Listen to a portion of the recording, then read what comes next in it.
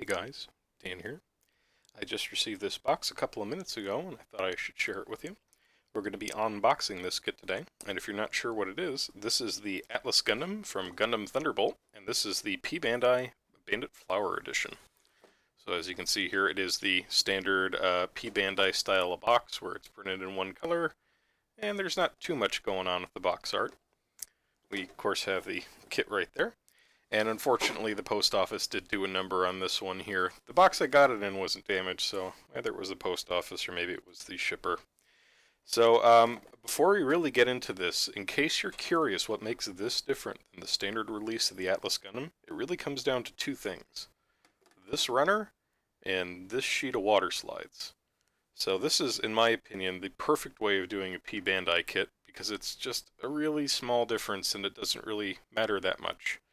The water slide decal set that we have for this kit, I believe all these decals are available in the standard release of the Thunderbolt decals, water slides. So I'm pretty sure you can get everything here. And there are some nice looking decals on here, especially these E.O. Fleming custom shoulder decals. They're very nice. As for the actual parts that you're getting, this version of the Atlas Gundam has a different shield and a different railgun, which is a lot smaller than the standard release, which is the manga version.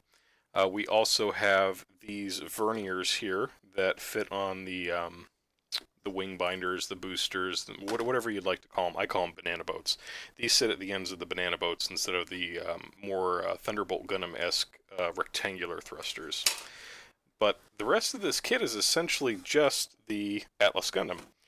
The color scheme is a little bit different. The colors aren't quite as dark on this version of the kit, and you still get some of the parts of the standard release, like this is for the standard release railgun, but you don't get all of the parts to make it, unfortunately. So we'll just go through the runners really quickly. We of course have chest components here. Over here, these were the mobility boosters, the smaller, I don't know if they're machine guns or beam cannons, the arms for the boosters.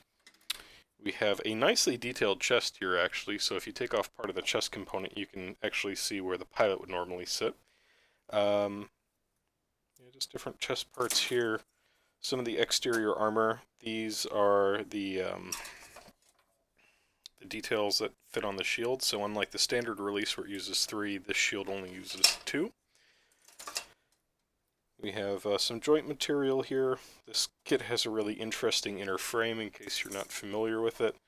Some of the yellow pieces, and you get 2 of these here. These are the rails, I guess, for the railgun. But because the railgun actually uses 3, you don't have enough to make the railgun from the manga version, so that's unfortunate. More frame components. We have our feet here, as well as some joints. This is a partial duplicate of one of the earlier runners with the beam cannons and the sub-arms. And you can actually see these are the original verniers for the banana boats.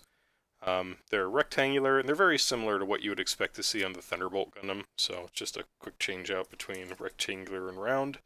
And then this is kind of neat. This is a standard master grade beam saber, but it's injected with glitter, which we don't see all that often, so that's a nice little treat. I don't know if the standard release has this or not. So, and then here is yet another duplicate white armor runner.